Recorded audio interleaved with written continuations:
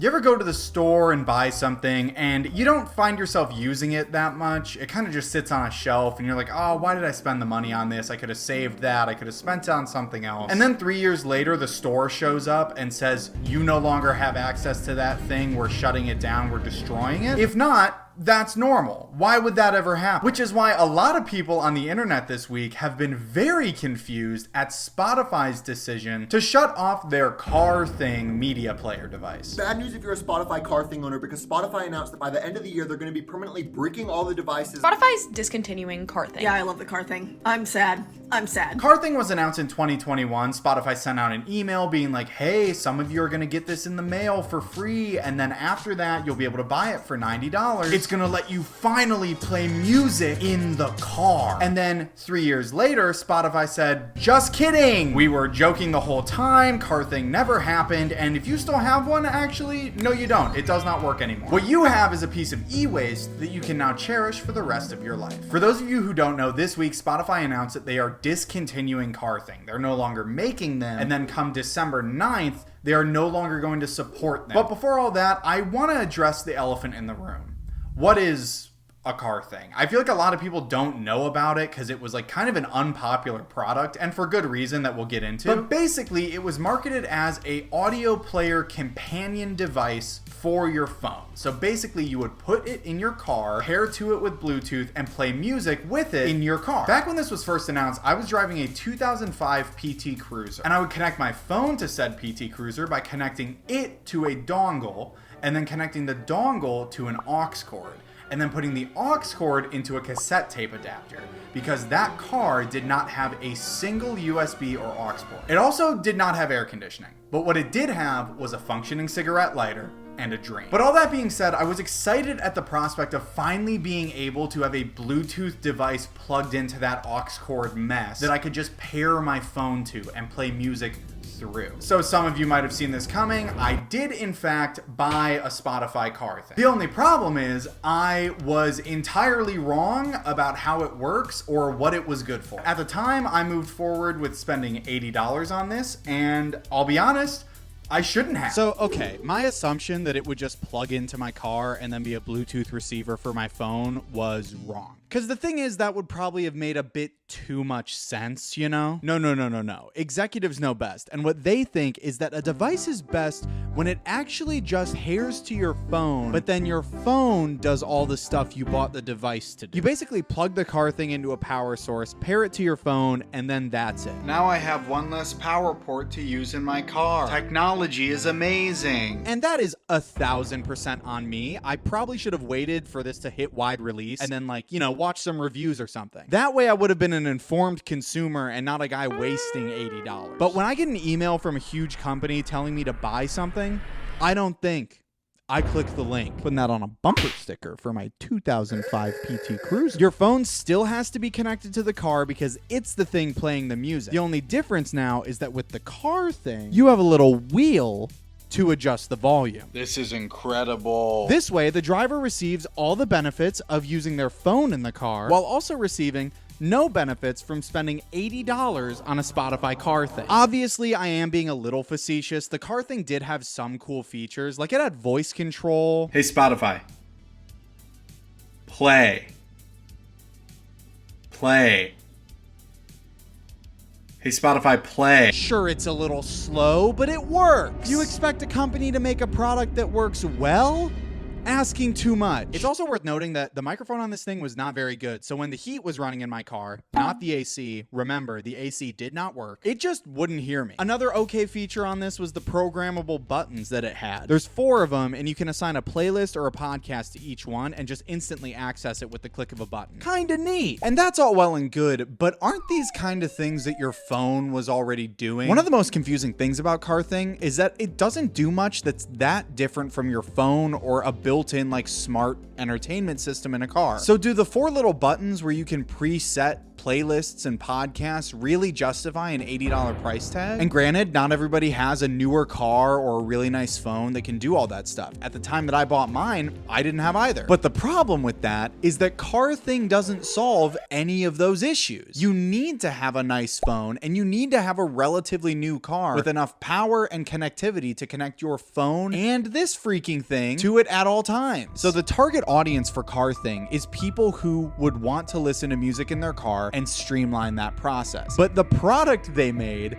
makes the process more complicated. So then a question arises of like, why even make it? And I think you could argue that Spotify wasn't just trying to make a cool companion device for your phone, because at the end of the day, this little guy was made by a tech company, and that means that he is a military grade data collection monster. Every time I twist this volume knob, which is another thing your car already had, or press any of these buttons to see my playlist, Spotify knows, and they get to gather data on me as a consumer of music in the car. And if that's all this thing was ever made for, I guess I get it, but gross. And I don't want to discount that there is a safety advantage with this. If you have an older car where the dashboard can't really control the music on your phone, it's safer to say, hey, Spotify, skip this song, than it is to like look down at your phone and skip it yourself. But what it's not safer than is saying, hey, Siri, skip this song. So the biggest advantage of this thing is still barely an advantage. I've seen a lot of people online getting really frustrated by this, saying that they want to switch to Apple Music because of it. And I think this just goes to show that Spotify doesn't care about its consumers. And so if you are going to get a subscription for music,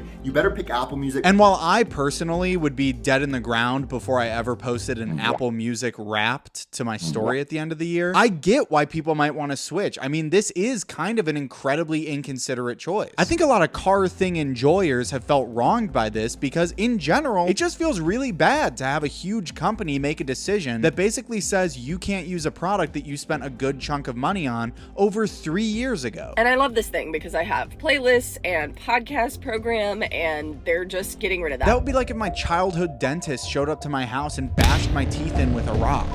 Or maybe it would not be like that. Who's to say? So to the people who are threatening to jump ship to another platform in response to this, I totally get it. This is a weird move on Spotify's part and inherently an anti-consumer one. And I hate to say it, but it's not new. Spotify has consistently made changes that people don't like or want simply for the sake of boosting their stock price. And a cynical part of me thinks that they don't care if those features are actually good or not, because at the end of the day, they're not going to lose a lot of subscribers over it. I feel like as a company, Spotify maybe doesn't believe they need to make something like CarThing good or even worth buying, because to them, that was never the point of it. It was either a data collection device or something new to point at saying, hey, look at this, our shares should go up now. And the other side of that same coin is that Spotify might not think they need to keep supporting this product, because if they stop, what are we going to do about it? And if Spotify as a company is making choices that seem to imply that they believe no one will leave them no matter what they do, that might be because they're a little right. Look at this graph. Spotify is a bigger part of music streaming than any of its other competitors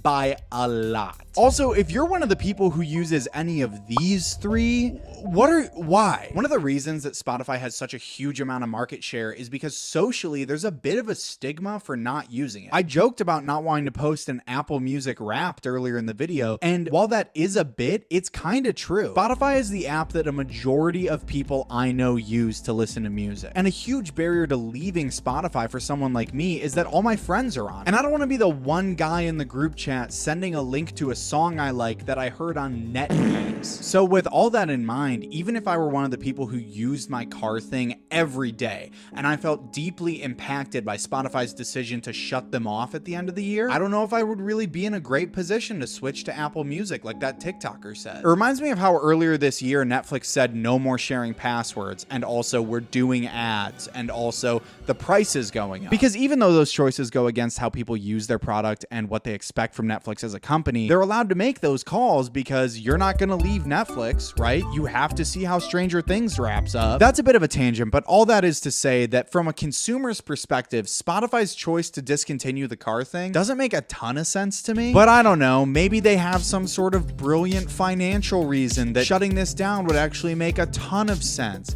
And I'm doing the same transition I did earlier. It's happening again. You're sinking into the CarThing. From what I could find find, it seems like the reason Spotify is canceling the car thing is this. Spotify slammed the brakes on car thing production, saying in an earnings call that they frankly haven't seen the volume at the higher prices that would make the current product financially viable. That sounds like it was written by a robot with an MBA, but I think what they mean is that they just weren't selling enough. And because, as this article also says, they haven't disclosed any sales figures, there's no way of knowing what the sales were, but we can assume they were bad. And I'll say it, a company is allowed to stop selling a product that isn't selling well. You need to leave. But what's weird to me is, why am I not allowed to keep mine? Because they're not just not selling car things anymore, they're permanently shutting off all car things on December 9th, which doesn't make a ton of sense to me because this has the same connectivity as a Bluetooth speaker. And I've never heard of some company that makes Bluetooth speakers calling their customers and being like, sorry man,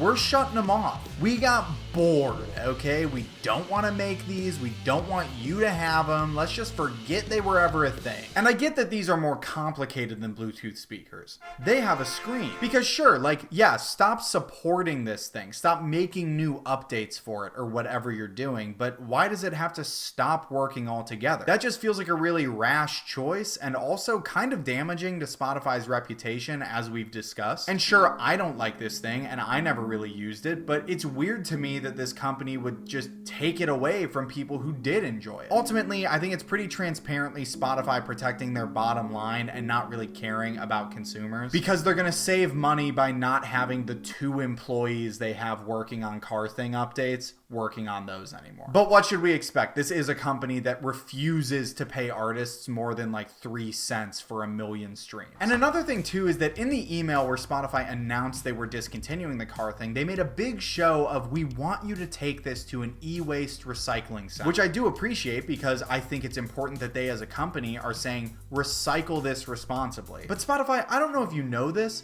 none of us would have to worry about recycling these if you hadn't turned them into e-waste. It's great that Spotify wants to be environmentally friendly and encourage us to recycle our old electronics, but wouldn't the most environmentally friendly thing be to not flip a switch that automatically creates a million pieces of junk? Because also, I hope everybody follows Spotify's advice and takes this to an e-waste recycling center. But if I'm being realistic, I don't think a lot of people will. And that's because e-waste recycling, at least in the US, is pretty pitiful. It's hard to find a place that will take every device, and some of them charge you for it, and it's just a hassle. And while I personally have access to places to recycle my e-waste pretty easily, not everybody does. So I can definitely see a lot of people who have bought a car thing and now have essentially an $80 hunk of plastic, thinking the easiest thing is to just throw it in their recycling bin. And then that goes to a landfill, and then no matter how nicely worded the email they sent was, Spotify generated a bunch of e-waste. So I guess what I'm saying is this. Number one, if you watching this have a car thing, I'm so sorry that Spotify decided to just shut it off, and I hope that it's not going to ruin your daily commute. I also hope that you try to take it to a recycling center and don't just throw it in the trash. And number two, Spotify, you're not going to watch this, so this is like kind of pointless. But stop trying to make me listen to the AI DJ. Stop creating really bad products and then deciding that you're just not gonna support them anymore. Please, you're not acting like yourself. Please be normal. Please do not push me to a point where I have to subscribe to Deezer. I'm begging you. But yeah, that Spotify car thing, a weird little device that really does nothing and has become more of a problem than it was ever worth. I hope you guys have enjoyed learning about it, and I appreciate you sticking around to the end of the video because you didn't have to do that at all. That's so nice of you. What the hell? Thank you so much for watching, and I'll see you in the next one. Bye.